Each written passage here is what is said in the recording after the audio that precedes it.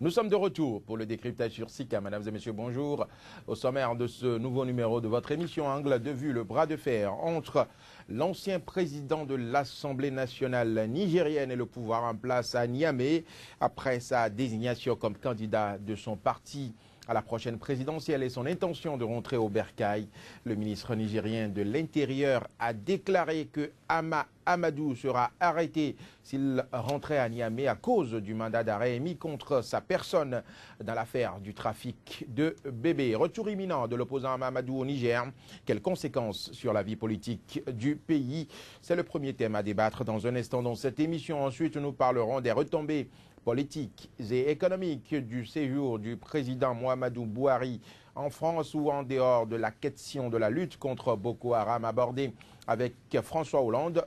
Le président nigérien a également noué des partenariats économiques. Enfin, notre troisième débat portera sur les craintes des populations en République démocratique du Congo au sujet d'un éventuel glissement du calendrier électoral en vue d'une prolongation du mandat du président Joseph Kabila.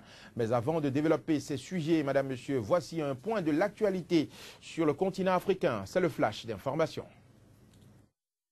Le secrétaire général de l'ONU a invité ce mardi le président du Soudan du Sud et le chef de la rébellion à venir à New York pour trouver une paix durable après un cessez-le-feu mis à mal par des nouveaux combats. Le chef des rebelles Riek Machar a annoncé sa participation, mais la présence du président Salva Kiir reste incertaine. En Centrafrique, la mission des Nations Unies a été informée d'un nouveau cas d'abus sexuel commis par un membre de son personnel civil. La MINUSCA a informé les autorités centrafricaines de cette allégation et le bureau des services internes a immédiatement pris des mesures pour une enquête.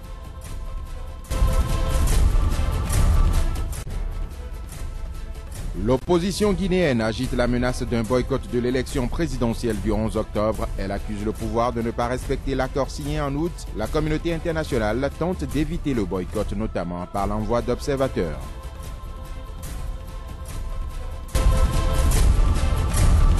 Bras de fer entre Hama Amadou, l'ancien président de l'Assemblée nationale du Niger, et le pouvoir en place. Dans un instant, nous analyserons les conséquences de son retour éventuel au pays, les conséquences sur la vie politique de son pays. C'est le premier débat. Ce sera juste après ce générique.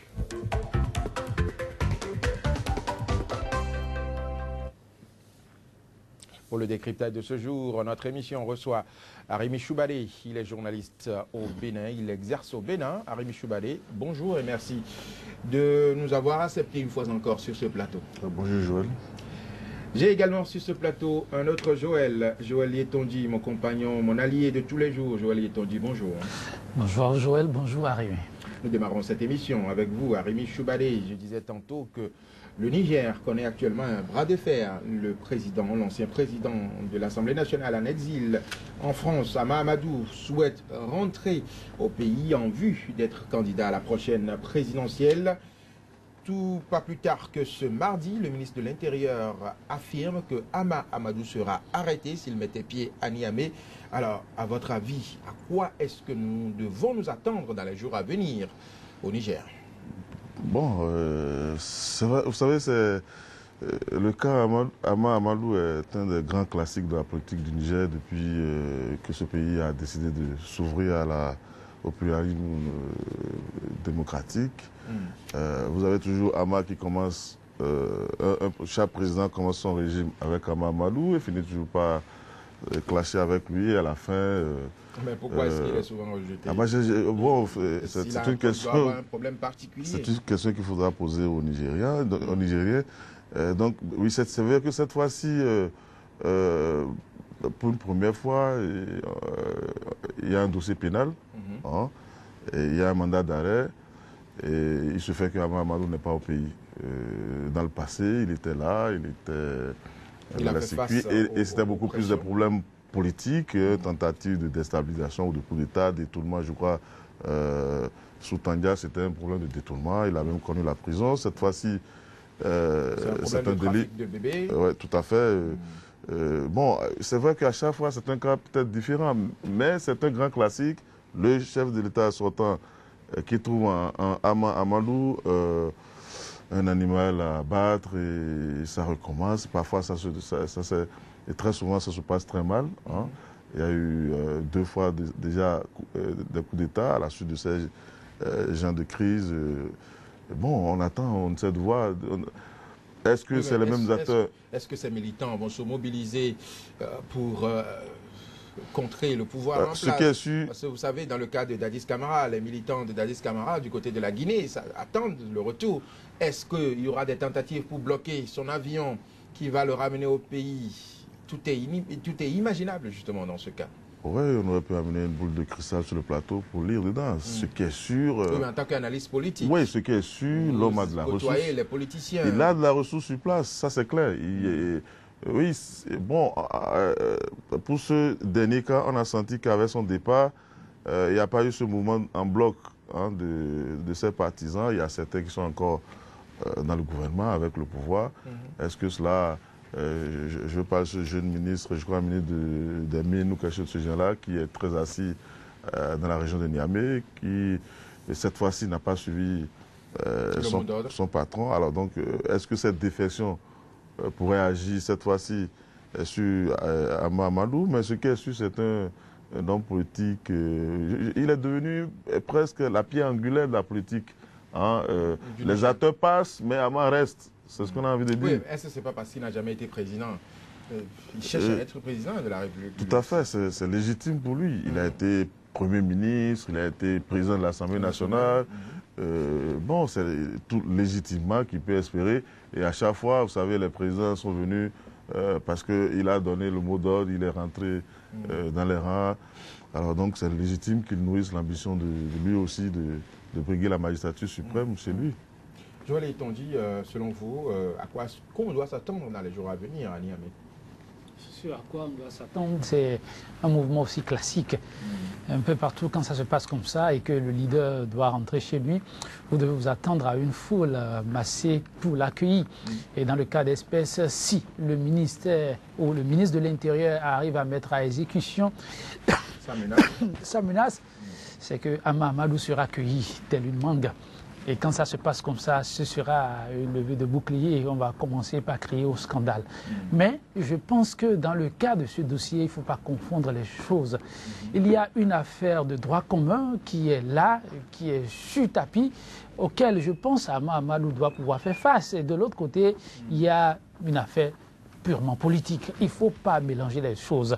Aujourd'hui, il est un fait qu'il y a une vingtaine de personnes qui déjà a été obligé de faire face à la justice du pays. Ama Amadou doit faire face à la justice de son pays. Le moderne sait que l'homme est impliqué dans une affaire de trafic d'enfants. Il est question pour Ama Amadou... C'est un problème politique. Non, non, non. Je dis, il y a une vingtaine de personnes, il y a une vingtaine de personnes, dont un ministre de la République qui est aussi impliqué, qui a fait face à sa justice, à la justice. Ama Amadou doit faire face à la justice. Il veut quand même briguer la magistrature suprême. C'est une haute fonction. Et par rapport à ça, on a besoin de savoir qui il est. Est-ce qu'il est impliqué ou non dans cette affaire-là? On demande à ce qu'on prélève son ADN. Pourquoi il s'y oppose? Oui, je trouve que c'est une aubaine. Dans l'islam, ce n'est pas autorisé. L'islam et la justice, j'ai en face de moi un musulman, je ne sais pas. Je ne sais pas. L'islam et la justice, c'est deux choses diamétralement opposées. Il est question de faire face à sa responsabilité. On vous cite dans une affaire, mais Ama Amadou doit laver quand même son honneur. En plus, il dit qu'il n'est pas sûr que justement les choses se feront dans les règles de l'art. Vous l'avez souligné tout à l'heure, c'est un parlementaire. C'est un parlementaire et qui connaît la justice de son pays. Et au-delà de ça, c'est un grand homme politique.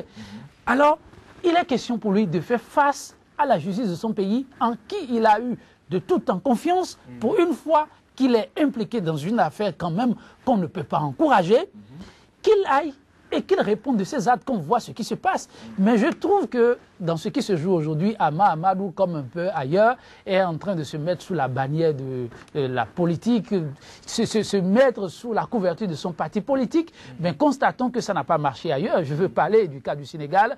Si le parti, à lui seul, peut lui permettre de venir dans son pays sans se faire cueillir, sans répondre de la justice, je pense qu'il y a longtemps que Karim Wade allait recouvrer sa liberté et que Gbagbo aurait quitté la CPI et que Dadis Camara aurait quitté déjà le Burkina Faso. Ça ne marche pas. Alors, je pense que Ama Amadou doit être réaliste. S'il rentre chez lui, le ministre de l'Intérieur l'a dit, on va l'interpeller. Il y a le mandat d'arrêt qui est en vigueur. Ce qui aurait pu le mettre à l'abri, c'est au moins son immunité parlementaire. Il y a longtemps qu'Ama Amadou a perdu son immunité parlementaire. Il y a longtemps que d'autres ont répondu de ces faits-là, que Ama Amadou demande simplement à ses courtisans de se calmer et de lui permettre d'aller répondre. S'il est blanc, ce serait un point de plus pour lui. Et sa popularité va grandissante, je pense. Mais si ce n'est pas le cas, il va assumer. C'est aussi simple que ça. Est-ce que vous pensez justement que ça peut ne pas être le cas? Aujourd'hui, il est dans une position de faiblesse. Il n'est pas au pouvoir. Est-ce que ça peut ne pas être le cas? Nous devons... dénonce, il a peur justement d'un procès politique. Il a peur d'une chasse aux sorcières. Ça, c'est un fait. L'autre fait est qu'il y a des faits aussi accablants qui sont là. Ama Amadou peut se payer les meilleurs avocats. Et nous pourrons ensuite apprécier la décision de justice. Ama Amadou ne peut pas rentrer chez lui et ne pas faire face à la justice de son pays dans cette affaire que nous devons unanimement condamner. Aujourd'hui, on ne sait pas s'il est coupable ou non. Ce qu'on lui demande simplement, c'est de se présenter et qu'on sache ce qui s'est passé. Et ensuite, on fera face aux problèmes politiques. Au même moment, je pense que le Bodem doit s'apprêter.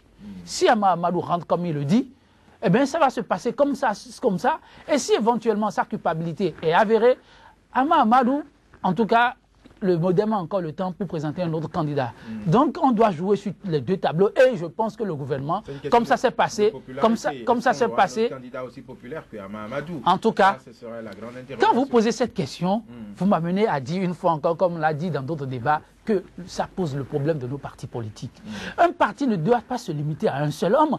Après Ama Amadou, le Bodem doit pouvoir exister et continuer d'exister. Donc il doit y avoir d'autres personnes pour pouvoir porter le Bodem.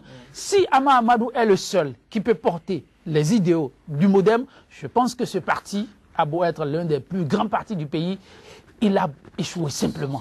Il faut pouvoir trouver un autre qui peut porter encore les couleurs du Modem. Arimi Choubali, alors au cas où Ama Amadou rentrerait à Niamey, au cas où il serait mis aux arrêts, quelles pourront être les conséquences d'une arrestation éventuelle de Ama Amadou sur la vie politique? Non, mais c'est pas la première fois que Ama Amadou a été arrêté.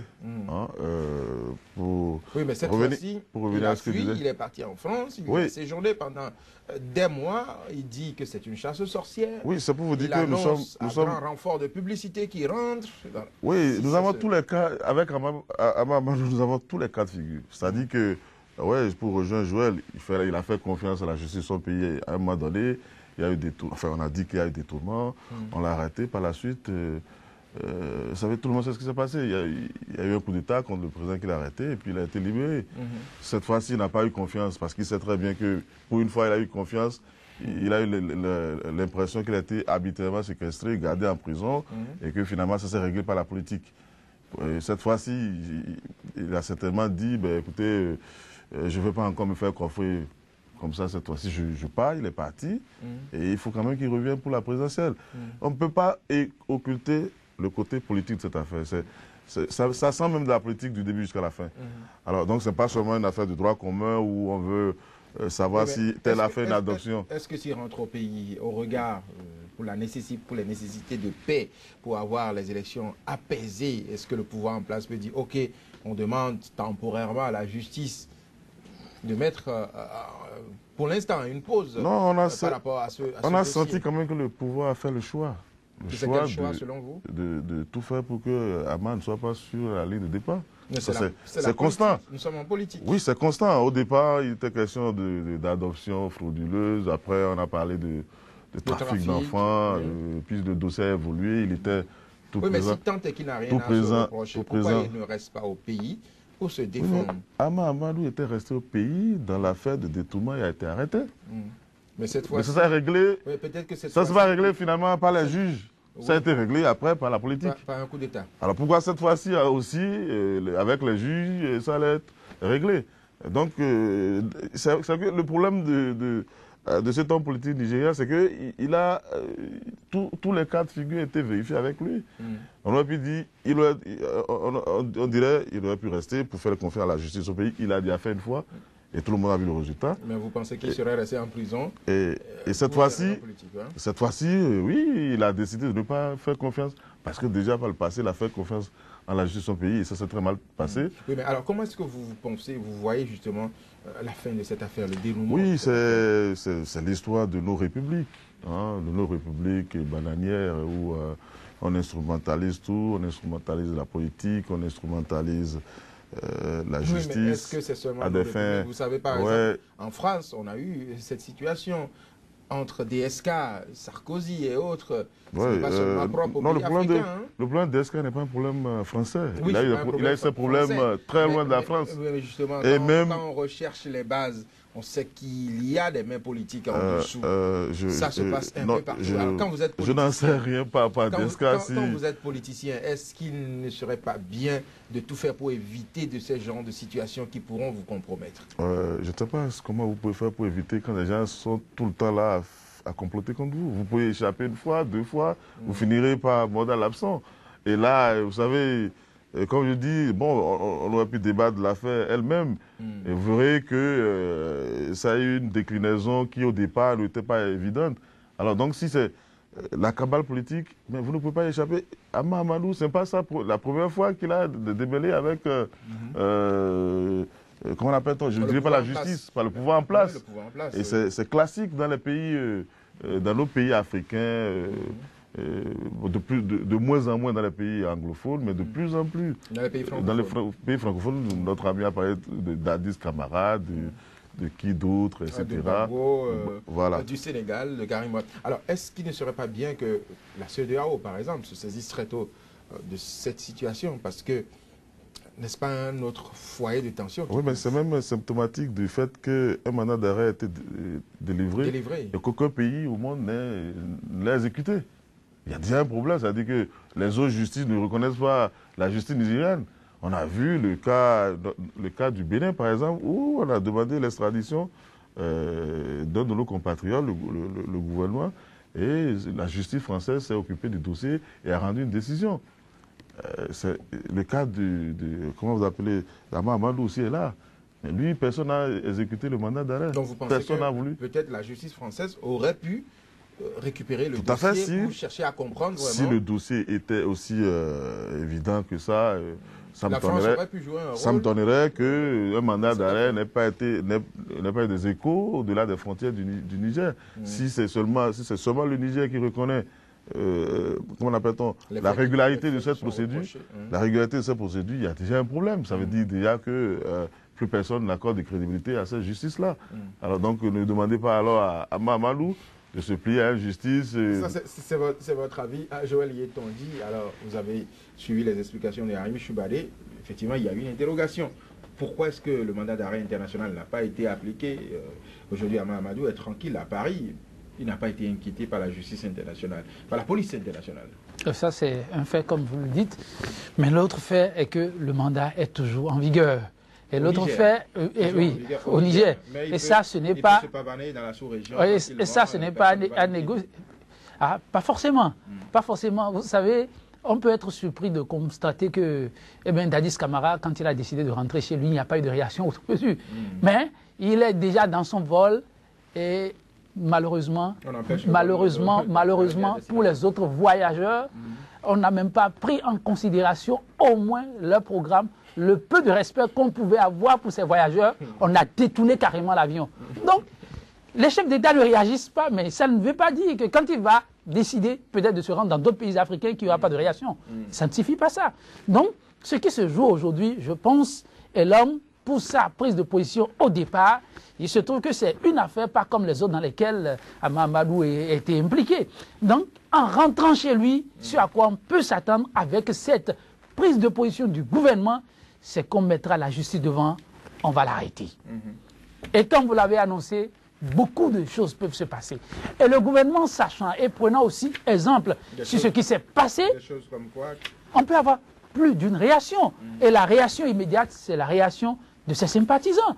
Mais de l'autre côté, le gouvernement qui a déjà pris aussi un certain nombre de décisions qui officiellement a fait savoir que la justice jouera son rôle et que le gouvernement ne va pas s'y mêler. Autre mesure, c'est ce qui a dit pour nous préparer psychologiquement à ce qu'on ne dise pas que c'est le gouvernement qui tire les ficelles. Mais le gouvernement fera peut-être comme le gouvernement sénégalais. On prendra des dispositions pour empêcher les gens de manifester. On va essayer d'étouffer très rapidement dans l'œuf le mouvement et rappeler comme force doit rester à la loi. Et que l'une est au-dessus de la loi. Fût-on député, ex-député, fût-on homme politique. Et de l'autre côté, ce sont quand même des faits plausibles. Il y a des gens qui sont passés devant la justice dans cette affaire-là.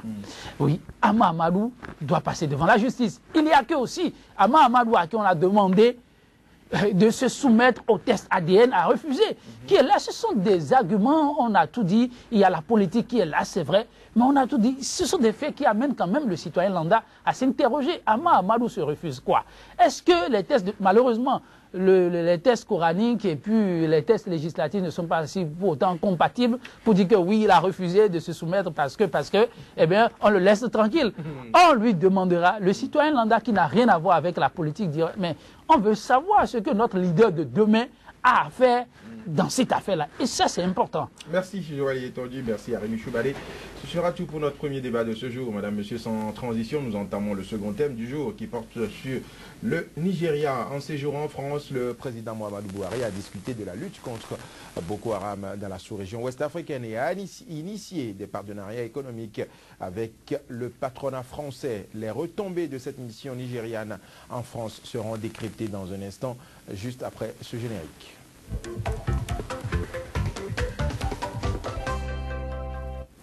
Nous sommes toujours avec Arémi Choubalé et Joël Yetonji pour la suite de ce débat. Joël Yetonji, dans le domaine de la lutte contre Boko Haram, dites-nous, qu'est-ce que le Nigeria peut espérer concrètement de la France? Beaucoup. Le Nigeria peut espérer beaucoup de la France, pour ne pas dire énormément. Mais avant d'apprécier, je remarque que voilà un chef qui reste vraiment collé à son projet de société. D'où l'importance pour nous, dans nos États, d'avoir déjà des candidats qui ont de la vision, qui ont vraiment des projets de société, qu'ils déclinent. Et on sait vraiment là où ils vont. On peut les suivre à la lettre. Buhari, pour son âge, voyez-vous, il peut rester vautré au palais et envoyer des émissaires. Il est sur le terrain. Et je veux faire remarquer, sinon rappeler, qu'après avoir fait le tour des pays directement concédés, après avoir fait le tour de ses partenaires, de tous les jours, je veux parler des États-Unis, et je veux parler de l'Angleterre rapidement au passage, il va en France. C'est cette France-là qui, au lendemain de l'enlèvement de ses filles de Chibok, a demandé à ce que les États concernés puissent se réunir. Et il y a eu ce sommet qu'on ne peut pas oublier en France, où de fortes résolutions ont été prises. Au nombre de ces résolutions, il a été décidé d'accompagner les États fortement touchés par le groupe État islamique en Afrique de l'Ouest, Boko Haram. Cette résolution en est où? Voilà, c'est l'une des raisons pour lesquelles Buhari a bien fait. Lorsque vous êtes concerné, ce n'est pas, en ce temps on l'a dit, ce n'est pas à la France de décider de ce sommet. La France a déjà décidé. On aurait pu les fouetter, justement, fouetter les pays africains. Mais quand la France prend... Attention, la France a beaucoup de chars à fouetter. La France a beaucoup de chars à fouetter, on ne va pas lui jeter la pierre. Quand la France a pris cette décision et a pris des engagements, l'engagement phare, c'était quoi? Le renseignement. Et on en a besoin. La formation de ceux-là qui vont en guerre contre Boko Haram, parce que la France a fait ses preuves. Mais quand c'est comme ça et que vous qui êtes concernés, vous restez dans vos coins, la France ne viendra pas vous chercher pour dire alors montez-vous à l'œuvre, c'est vous qui êtes au front. Buhari prend le devant des choses et je trouve que c'est à saluer pour dire mais il y a des résolutions qui ont été prises, des engagements, où en sommes-nous? Il faut fouetter cela. Donc je trouve que là-dessus, il fait bien. Il fait bien de dire Boko Haram est toujours à nos portes. On a senti que l'homme a reçu beaucoup de coups. Chez Kao, on l'entend pratiquement plus. Mais il est toujours là, il continue de frapper. Il faut le décapiter, il faut aller vite. Donc en cela, c'est heureux. Mais vous constatez, il n'est pas allé que pour Boko Haram. Quand on a fini de parler sécurité, il faut parler économie. Parce que là encore, l'homme a pris l'engagement. Il a pris l'engagement de relever l'économie de ce pays. Oui, mais qu'est-ce que le marché francophone a de plus que le marché anglophone? Pas de plus, il ne préfère pas, il est partout. C'est cela. Des grands hommes, on les reconnaît comme ça. Aujourd'hui, on ne peut pas ignorer la France. la France fait partie des partenaires avec qui il faut compter. On a tout dit, la France d'aujourd'hui n'est pas la France d'hier, mais la France a beaucoup apporté. Et en voulant se vendre, vous l'avez suivi. Il a annoncé désormais qu'il veut investir dans le secteur agricole pour le Nigeria. Et la France peut apporter beaucoup dans ce secteur-là. Il est allé négocier sur ce marché-là et je pense qu'il faut beaucoup le saluer. Et nous ne devons pas oublier aussi au passage que le Nigeria a de tout temps lorgné du côté des Nations Unies. Il a dit qu'il veut bien siéger au Conseil des Nations. Et la France a aussi un rôle à jouer dans ce sens-là. Je trouve que c'est vraiment bien pensé que d'aller en France. C'est utile d'aller en France pour le Nigeria. Alors, Harim Choubali, est-ce qu'on peut dire que c'est parce que les Américains ont refusé d'armer le Nigeria contre Boko Haram qu'aujourd'hui Buhari se tourne vers la France? Non, je ne le crois pas. Le Nigeria, c'est un grand pays. Hein. C'est un grand pays qui peut très bien régler sans problème, enfin, le problème Boko Haram. Et pourquoi le Nigeria se trouve alors obligé d'aller vers la France? Non, je ne crois pas que ce soit une obligation. La France, c'est une puissance qui siège au Conseil de sécurité des Nations Unies. Buhari a vu, il y a beaucoup de grands hommes d'État du monde et a décidé d'aller voir le président français. Je vois que ce n'est quand même pas une visite de courtoisie. Non, pas courtoisie. Je ne dis pas. Un rôle stratégique à jouer dans cette affaire. Mais il joue déjà un rôle stratégique dans les Nigériens n'ont pas oublié que les Français ont longtemps convoité leur pétrole et qu'ils ont tenté avec la sécession manquée du Biafra de s'emparer d'une partie de leur pétrole. C'est une histoire qui est là. Je ne crois pas qu'un grand pays comme le Nigeria, avec ses grands intellectuels, qu'ils aient oublié d'intégrer cela dans leur relation avec la France. Mais aujourd'hui, tout à fait, nous sommes en diplomatie. Buhari est parti voir Hollande, mais cela ne veut pas dire... L'intérêt du Nigeria par rapport à la chose française ne date pas maintenant. Même, comment vous appelez, Abacha déjà avait fait de grands pas, avait même tenté, c'est en son temps qu'on a eu les écoles françaises au Nigeria et tout le temps, et tout ça. Mais donc, moi, je ne vois pas à travers ce déplacement un grand tournant dans la politique nigériane. Oui, cela fait partie... Sous justement son prédécesseur. Ça fait partie de... Sous son prédécesseur, les relations entre la France et le Nigeria n'étaient pas aussi chaudes. Ce n'est pas évident, mais parce que vous savez très bien aujourd'hui le rôle de l'UEMOA dans la déstabilisation de la CEDEAO. Il faut appeler les choses par leur nom. Vous allez voir que dès qu'on a vu que l'intégration au niveau de la CEDEAO commençait par prendre corps, on a commencé par démultiplier presque les institutions de la CEDEAO au niveau de l'UEMOA. Vous avez vu, l'UEMOA est en train de monter timidement un autre parlement, alors que déjà... Il y a le parlement de la CEDEAO. Tout à fait. Et si vous prenez la CEDEAO aujourd'hui qui compte 16 pays, vous avez au moins une dizaine ou plus qui sont sous influence française. Et les Nigériens ont l'aspiration d'abord de dominer leur zone s'ils veulent à jouer un rôle de puissance. Vous pensez que c'est une stratégie du Nigeria d'aller régler cela directement à la base? Tout à fait. C'est pas la politique avec la France. Tout à fait. C'est pas la politique de l'aplatissement que nous connaissons au niveau des pays francophones vis-à-vis de la France. C'est un partenaire. Et Buhari sait très bien qu'avec ce partenaire, il va falloir négocier, trouver des approches. Mais c'est pas. Je ne crois pas que déjà c'est une politique d'alignement.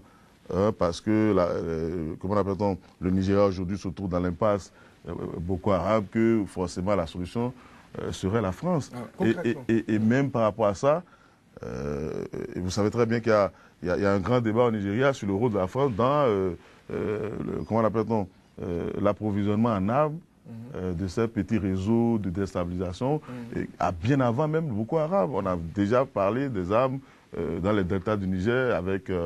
les mouvements ogoniers qu'on sort. Donc c'est assez classique. Le Nigeria n'est pas... Buhari connaît très bien la géostratégie, la géopolitique de la sous-région et sait très bien que, au lieu d'aller négocier avec des pays qui ont leur patron ailleurs, il vaut mieux aller directement négocier avec le patron. Le grand patron. Tout à fait, avec le patron, parce qu'aujourd'hui, vous ne pouvez pas faire de l'intégration en Afrique de l'Ouest. Sans compter sur la France. Tout à fait, qui a déjà sa monnaie qui parasite tout dans la sous-région. Et comme je l'ai dit, depuis que la CEDEAO a commencé à connaître des progrès, on a commencé à utiliser l'UEMOA pour déstabiliser cette intégration. C'est une donnée avec laquelle Et il faut compter. Et je crois que c'est heureux aujourd'hui qu'au moins des francophones ne commencent pas à dire qu'on en a assez d'être dans cette tutelle-là, dans cet esclavage monétaire-là, et qu'il faut en sortir. C'est déjà un grand pas. Et aujourd'hui, si le Nigeria commence à pas mettre... comme je dis, ce n'est pas un grand tournant dans la politique du Nigeria. Hein. C'est un grand pays qui a ses intérêts, qui sait très bien défendre ses intérêts. Ça n'a rien à voir avec ce que nous avons l'habitude de voir, la politique d'aplatissement où le premier jour de votre investiture, il faut venir péronner dès le lendemain, venir recevoir la tape dans le dos traditionnel du président français. Non, je ne crois pas que Buhari allait chercher tape dans le dos à Paris, c'est pas possible. En dehors justement de cette considération politique et stratégique et diplomatique, qu'est-ce que le Nigeria peut concrètement tirer de la France sur le plan économique? Oui, la France est une puissance mondiale, même si elle est en difficulté actuellement. Et le Nigeria aussi, c'est un grand marché. En matière technologique, la France a fait quand même de gros progrès, notamment en matière d'armement et de technologies nouvelles. Donc, il y a beaucoup de choses qui peuvent se passer entre ces deux États qui connaissent très bien leurs intérêts. Au-delà de la géopolitique, il y a forcément des intérêts économiques en jeu. On avait vu dans le passé Peugeot avoir une grande implantation au Nigeria avant que les choses ne changent. Vous savez qu'on allait chercher nos véhicules Peugeot usagés au Nigeria avant que ça ne commence pas à venir directement de l'Europe. Donc je crois que par rapport à ça, forcément, quand deux puissances se rencontrent, n'oubliez pas que le Nigeria aujourd'hui est la première puissance économique sur le continent africain. Et vous ne pouvez pas, France, avec tous les problèmes qu'ils ont, vous avez vu Hollande, il est venu, il est allé en Angola, un peu partout, et il ne peut pas ignorer ce marché qui est celui du Nigeria. Je crois que c'est la France qui a beaucoup de choses à espérer. C'est la France qui a beaucoup de choses à espérer du Nigeria plutôt que le Nigeria de la France. Le Nigeria, dans sa sphère de relations, peut compter beaucoup plus sur les pays d'Asie, les pays anglophones et consorts. Mais les Français aujourd'hui ne peuvent pas se passer de près de 200 millions, d'un marché de près de 200 millions d'habitants qui est un pays producteur du pétrole. Et je l'ai dit, ils ont voulu profiter du pétrole par inflation, ils n'ont pas pu. Alors donc pour eux, c'est beaucoup plus rentable pour eux de le faire. Profiter du pétrole par infraction. Oui, tout à fait. Donc aujourd'hui, comme je vous dis, c'est la France qui a beaucoup de choses à tirer, à gagner du Nigeria. Et le Nigeria, dans son rôle de puissance, qui a au moins une dizaine de partenaires francophones au niveau de la CEDEAO. Donc c'est tout à fait normal qu'on essaie de passer de la relation conflictuelle qu'ils ont eue à une relation normalisée. Amicale et partenariale. Joël Etondier, c'est votre avis? Oui, mais en même temps un peu nuancé. Voyez-vous, aujourd'hui, le Nigeria, Buhari l'a compris, si veut bien se porter ou mieux se porter, je parle du Nigeria, il va falloir aller vers la diversification des secteurs porteurs. Aujourd'hui, le pétrole est en difficulté et c'est une réalité. Et on a entendu Buhari, lors de cette visite, parler d'investir le secteur agricole, d'accompagner le secteur agricole. Et en cela, la France peut beaucoup apporter en matière d'expérience. Et son accompagnement qu'il apporte déjà à bon nombre de ces États africains, au niveau de l'Afrique de l'Ouest, en l'occurrence, peut être d'une grande utilité. Et comme l'a dit Arimi, si vous pouvez rencontrer Dieu directement, pourquoi passer par les anges d'abord? Donc, Buhari, c'est un homme avisé et il le fait très bien. Mais de l'autre côté, il a promis à cette jeunesse l'emploi. Et c'est l'homme qui a donné le signal de la lutte contre la corruption. Pour pouvoir faire entrer des devises, pour aider cette économie à mieux se porter, il faut forcément porter très loin cette lutte-là. Je pense que c'est arrivé en France peut être aussi d'une grande utilité. Les OSC en France ont montré toute leur volonté à accompagner les États africains dans le combat des biens mal acquis. Et on sait qu'en France, il y a cette forteresse, cette fortune qu'on ne dit pas, qui dort dans les coffres forts français aussi. Les États, les chefs d'État et autres n'ont pas manqué de positionner des fonds en France. Cette visite peut aider Buhari à entrer en possession de d'une partie, tout au moins, de ces fonds-là. Ça, ce n'est pas à négliger non plus. Donc, je trouve que c'est une visite, au-delà de tout, une visite heureuse. Mais c'est aussi important à souligner, comme l'a dit Arimi, on constate que ça se fait entre partenaires. Ce n'est plus des relations de partenaires et d'associés ou de partenaires et de subordonnés. Et ça, je pense que c'est aussi une leçon heureuse à tirer. L'Afrique peut, l'Afrique est capable. Et quand c'est un grand qui le fait, comme le Nigeria, ça peut inspirer ceux-là qui traînent encore les pas, qui hésitent et qui pensent qu'on est né pour être porté. Merci Joël Yetonji, madame, monsieur, c'est tout pour notre l'actualité. C'est le flash d'information. Le secrétaire général de l'ONU a invité ce mardi le président du Soudan du Sud et le chef de la rébellion à venir à New York pour trouver une paix durable après un cessez-le-feu mis à mal par des nouveaux combats. Le chef des rebelles Riek Machar a annoncé sa participation, mais la présence du président Salva Kiir reste incertaine. En Centrafrique, la mission des Nations Unies a été informée d'un nouveau cas d'abus sexuel commis par un membre de son personnel civil. La MINUSCA a informé les autorités centrafricaines de cette allégation et le bureau des services internes a immédiatement pris des mesures pour une enquête.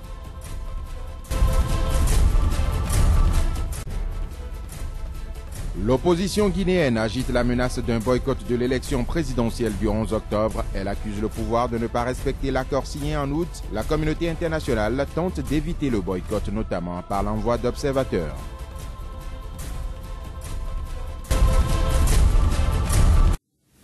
Enfin, notre dernier sujet de ce jour porte sur la République démocratique du Congo où, à la suite de sa décision, justement, de sa dernière décision, la Cour constitutionnelle du pays a autorisé le décalage des élections dans les nouvelles provinces. Une décision qui fait craindre un jeu de glissement électoral en faveur du troisième mandat du président Joseph Kabila. C'est le sujet à débattre après ce générique.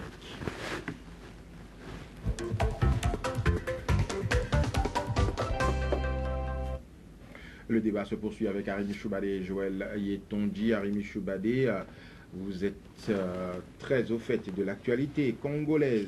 Est-ce qu'aujourd'hui, les Congolais ont-ils raison de craindre ce glissement dont on parle aujourd'hui à Kinshasa? Oui, le fameux troisième mandat.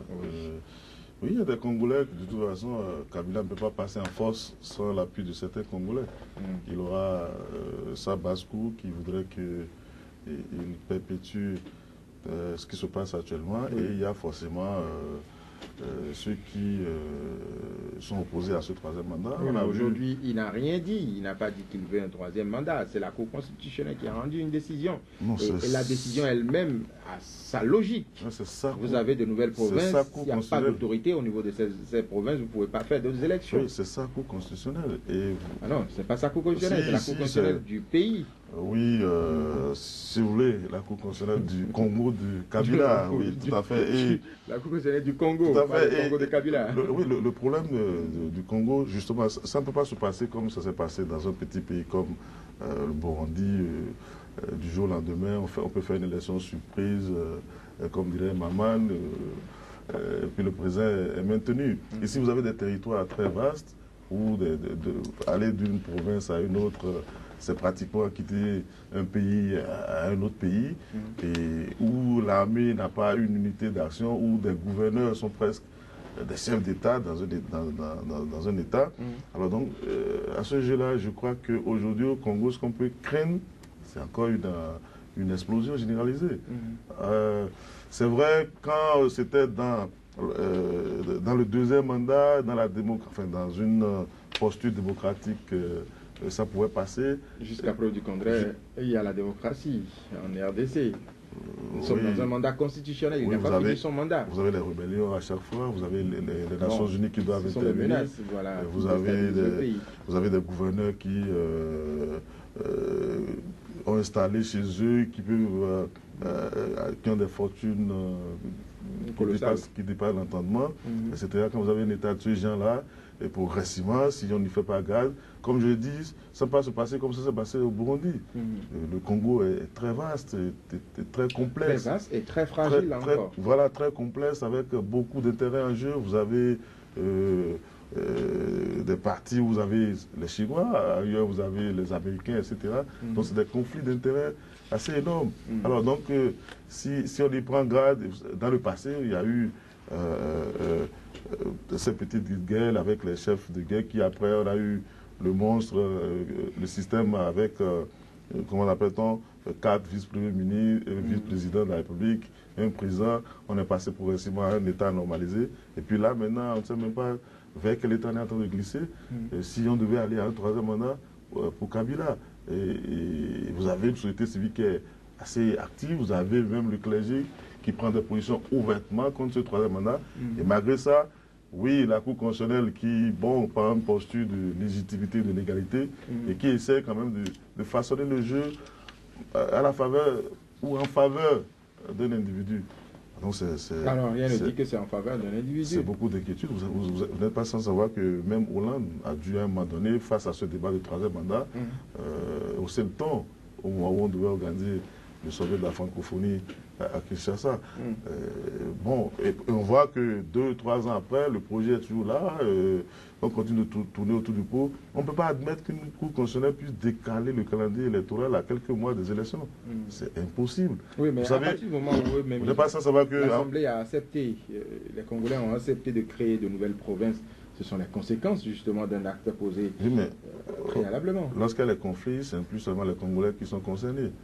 Hein, c'est peut-être des troupes béninoises qui vont être envoyées là-bas. C'était un piège d'avoir accepté de diviser les provinces. C'est pour ça, par exemple, au niveau de l'espace CEDEAO, il y a eu le protocole additionnel qui interdisait de modifier les calendriers électoraux 8 mois. À 6 mois. Alors, 6 mois. Mais là, on est encore à au moins 1 an des élections présidentielle. Oui, c'est pour vous dire que c'est plus une responsabilité des Congolais seuls aujourd'hui. On ne peut pas permettre que, bon, à l'interne, ils fassent...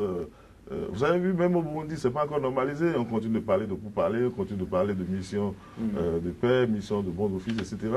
Et donc, on ne peut pas laisser le Congo, une nouvelle fois, connaître ce qu'on a connu par le passé et qui a embrasé toute la sous-région et qui est allé, vous savez, on a vu les échos jusqu'au Rwanda, au Burundi, etc.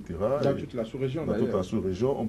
L'Afrique ne peut pas se permettre aujourd'hui de connaître une nouvelle déflagration. Vous pensez que la communauté internationale doit vite réagir et le Congo d'aujourd'hui n'est plus le Congo d'hier. Auparavant, il y avait peut-être de la richesse qui n'était pas exploitée. Aujourd'hui, il y a de la richesse exploitée qui a créé de nouvelles richesses pour beaucoup de Congolais. Donc il y aura beaucoup plus de moyens à mettre aujourd'hui dans la déstabilisation du pays qu'auparavant. Et donc dans ces conditions, oui, on se demande même pourquoi certains hommes politiques se prêtent à ce jeu-là. Kabila, il a eu quoi? Il a eu une transition, il a eu 2 mandats. On se demande pourquoi... Il est encore jeune, il a encore des ambitions pour son pays, il faut le comprendre. Oui, il demeure un Congolais parmi beaucoup de millions d'autres Congolais qui ont envie d'avoir son expérience aussi. Et Joël Yetonji, alors jusqu'ici, Kabila n'a encore rien dit. Il n'a pas dit qu'il veut un 3e mandat. Alors pourquoi est-ce qu'on lui prête des intentions? Pourquoi est-ce que les gens pensent que c'est une gymnastique qui tente à faire le glissement avec beaucoup de douceur vers un 3e mandat? On peut dire que c'est à raison qu'il le pense. C'est vrai, il n'a encore rien dit par rapport à son ambition pour un 3e mandat ou pour s'éterniser au pouvoir. Parce que si on n'arrive pas à organiser les élections à la date indiquée en novembre 2016, eh bien, attendez-vous à voir Kabila faire au-delà du mandat normal. Mais on a raison de s'inquiéter parce qu'au même moment où il ne dit rien par rapport à son mandat, tout au moins, il peut se prononcer par rapport à la crainte de ses citoyens. Au moins les rassurer. Et les rassurer déjà, il n'a même pas besoin de dire « je ne me maintiens pas ». Ce qu'il peut déjà faire en urgence, c'est de revoir. C'est vrai que c'est la Cour constitutionnelle qui a pris une décision, mais face au tollé que ça génère, face aux tensions palpables dans le pays, on peut revoir les choses. Rien ne presse par rapport en urgence, c'est l'organisation. De son pays. Il faut savoir prendre certaines décisions. Aujourd'hui, les gens demandent à aller autour d'une même table de négociation. Ça, vous le savez, tout au moins. Alors, quand c'est comme ça, et les gens posent un certain nombre de conditions, allez autour de cette décision, autour de cette table-là et prenez les décisions qu'il faut. Le peuple est souverain, dit-on, ou bien on n'est plus dans un régime démocratique. Alors, si on est dans un régime démocratique et qu'il y a la possibilité d'aller au référendum par rapport aux questions essentielles, il faut le faire très rapidement et sauver la République parce que la République est en danger. Vous avez constaté, les gens ont dû descendre dans les rues. Kabila ne dit rien, il se tait et ça évolue comme ça. Les gens sont obligés de descendre dans les rues. Et au cours de cette manifestation... Ça ressemble, non pas à la stratégie Kagame, ça ressemble à la stratégie Nkurunziza. Parce que, oui, contrairement à Kagame, un pays qui n'a rien à vendre je vais parler du Rwanda, n'a pratiquement rien à vendre. Quand vous prenez la RDC, c'est quand même une catastrophe géologique. La richesse, il y en a en abondance. Économiquement, la RDC est où aujourd'hui? Mais c'est la catastrophe. Il n'y a rien à comparer là. Mais il y a tout à comparer quand vous voyez la RDC et le Burundi. Ça se ressemble, 2 gouttes d'eau. Et aujourd'hui, face à cette mobilisation, on a vu des jeunes qui se sont réunis pour dire non, qu'ils ne veulent pas de mobilisation dans la rue. Des jeunes gens qui descendent dans les rues, qui disent qu'ils ne veulent voir personne descendre dans la rue pour protester. Ils sont qui ces jeunes-là? Exactement comme au Burundi. Il y a des voix officielles. Mais les jeunes là, vous voulez dire qu'ils ressemblent les voix officielles? Pour contester une décision, justement, il faut adresser une plainte en bonne et due forme. Pourquoi ils n'adressent pas de plainte? Ils ont adressé de plainte, mais c'est dans un régime démocratique, c'est aussi leur droit de vouloir manifester. Une manifestation publique, ils sont descendus dans les rues, il se trouve des jeunes gens, nés d'hier, qui prennent des bâtons pour tabasser les gens. Non, quand même, on va où? Et Kabila est là et ne dit rien. Non. Je pense que ce qui se joue aujourd'hui engage davantage sa responsabilité, encore que il est suffisamment jeune, comme vous l'avez dit.